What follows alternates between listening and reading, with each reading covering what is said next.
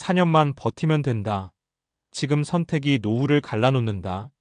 솔직히 말해서 요즘 이 말 많이 하지 않나요? 조금만 더 버티자. 4년만, 3년만, 아니 그냥 정년까지만. 아침에 눈 뜨자마자 출근 걱정부터 하고 퇴근하고 나면 아무것도 하기 싫은데도 스스로를 달래줘. 그래도 이제 얼마 안 남았잖아. 그런데 진짜 중요한 질문 하나는 잘 안 해봅니다. 그 4년 뒤에 나는 어떤 삶을 살고 있을까? 은퇴는 단순히 회사를 그만두는 날이 아닙니다. 그날 이후의 삶이 20년, 길게는 30년까지 이어질 수도 있거든요. 문제는 이겁니다. 지금의 선택이 그 2030년을 완전히 갈라놓는다는 것.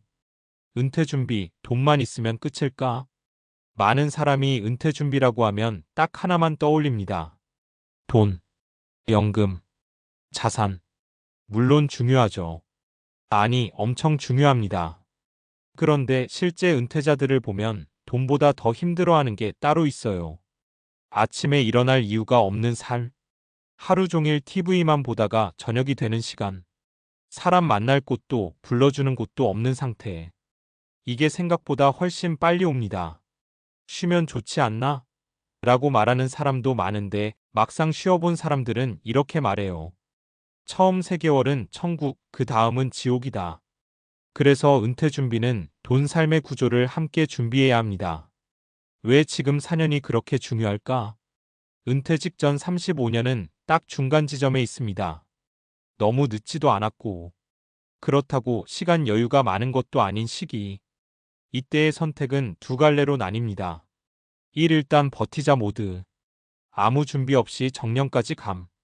은퇴 후 공허, 불안, 후회. 이 다음 인생을 설계하자 모드. 작은 실험과 준비 시작. 은퇴 후에도 방향 있는 삶. 차이는 아주 사소한 선택에서 시작됩니다. 퇴근 후 시간을 어떻게 쓰는지, 지금 인간관계를 어떻게 유지하는지, 내가 잘하는 걸 계속 썩히고 있는지, 아니면 키우는지. 사례 1. 연금은 충분했는데 하루가 너무 길었어요. 어씨는 대기업에서 30년 넘게 근무했습니다. 연금도 넉넉했고 퇴직금도 잘 챙겼죠. 주변에서는 다들 부러워했어요. 문제는 은퇴 후 6개월쯤 지나서 시작됐습니다. 아침 6시에 눈은 떠지는데 갈 곳이 없어요. 회사 메일도 전화도 회의도 사라졌죠. 처음엔 여행도 가고 골프도 쳤습니다. 그런데 매일이 휴가가 되니까 휴가가 의미가 없어졌어요.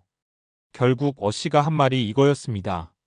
내가 사회에서 사라진 느낌이에요. 이분이 가장 후회한 건 돈이 아니라 은퇴 전에 나만의 역할을 만들어두지 못한 것이었어요. 사례 2. 취미인 줄 알았는데 은퇴 후 직업이 됐어요. B씨는 공기업 근무자였습니다. 은퇴 4년 전부터 주말마다 사진을 배웠어요. 처음엔 그냥 재미로였죠. 그런데 블로그에 사진을 올리고 지인 부탁으로 소규모 촬영을 해주다 보니 은퇴 즈음엔 이미 작은 포트폴리오가 생겼습니다. 은퇴 후 B씨는 말합니다. 지금 수입이 크진 않아요. 근데요, 아침에 일어날 이유가 있다는 게 이렇게 큰 줄 몰랐어요. 이 사례의 핵심은 이거예요.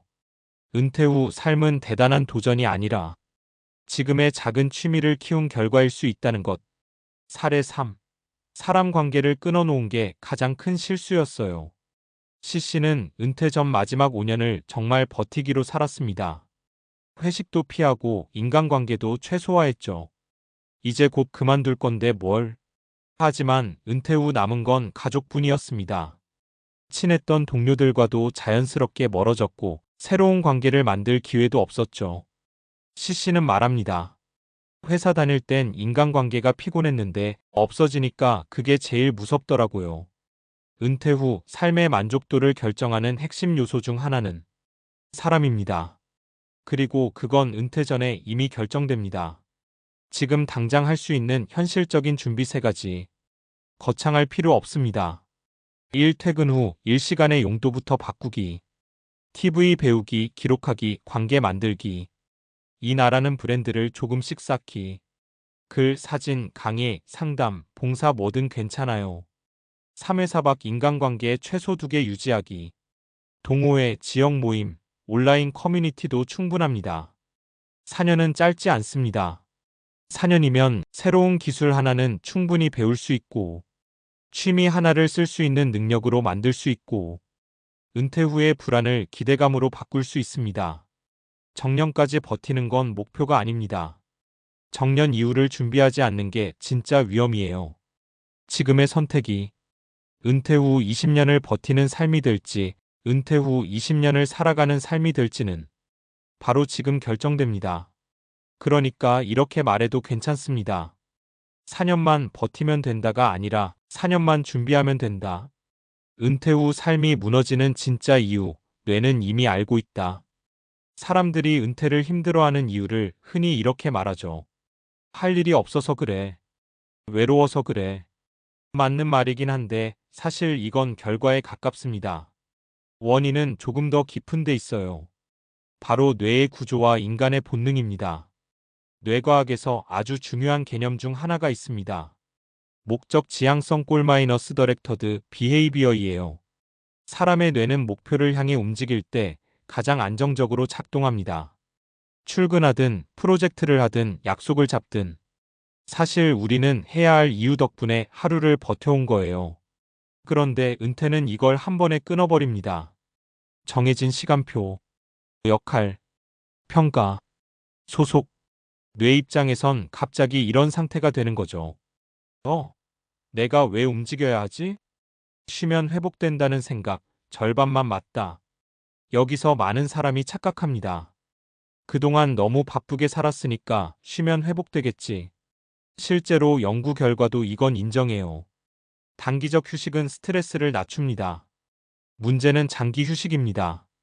심리학 연구에 따르면 6개월 이상 지속되는 무목적 상태는 우울감 증가, 인지 기능 저하, 자기 효능감 감소, 이 세 가지를 동시에 불러옵니다. 쉽게 말해 이런 거예요. 쉬고 있는데 점점 기운이 없어지는 느낌. 이건 의지 문제가 아니라 뇌가 자극을 잃었기 때문입니다.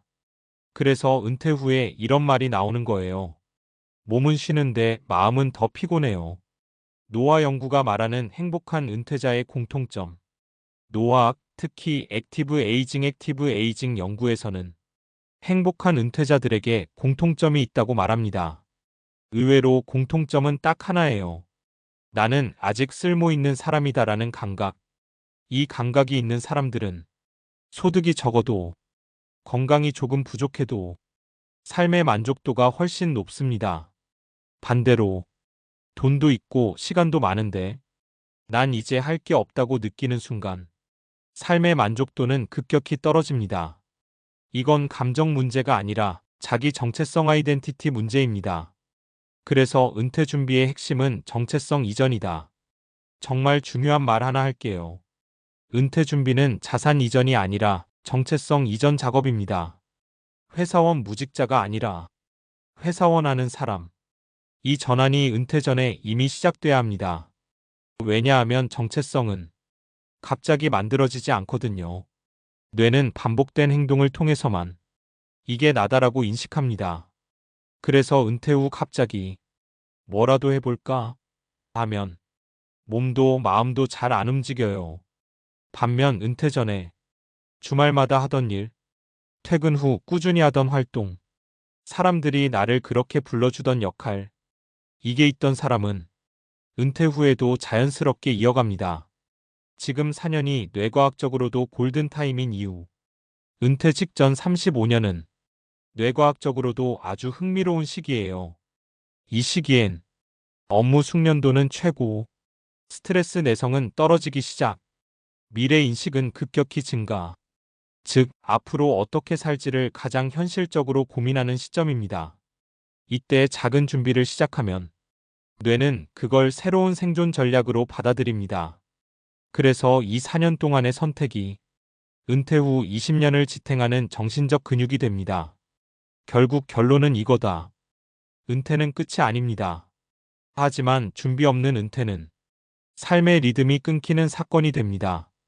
지금의 선택은 돈을 더 벌지 말지의 문제가 아니라 내가 계속 살아있는 사람으로 느낄 수 있을지의 문제예요.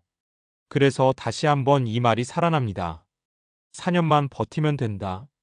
이 말이 포기 선언이 될지 인생 이막의 준비 기간이 될지는 지금 당신이 어떻게 시간을 쓰느냐에 달려 있습니다.